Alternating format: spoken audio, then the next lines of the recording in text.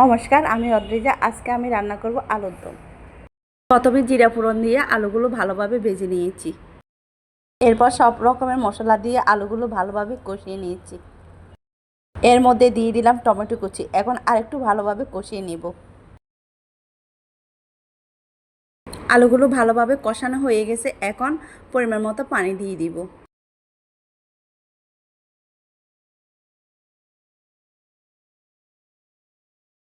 এখন একটু নেড়েচেড়ে কিছুক্ষণ রান্না করে নেব।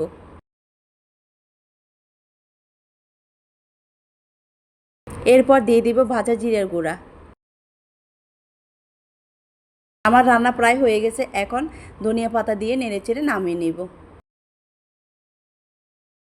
নিরামিষ আলুর দম খেতে আমার খুবই ভালো লাগে। ভাত ও রুটির সাথে খেতে সেই মজা লাগে। আপনাদের কার কেমন লাগে কমেন্ট করে জানাবেন। দেখুন কত সুন্দর হয়েছে, কালারটাও সেই হয়েছে।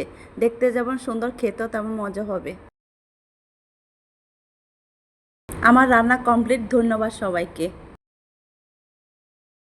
ভালো থাকবেন, সুস্থ থাকবেন। Tata, bye bye. দেখা হবে পরবর্তী ভিডিওতে।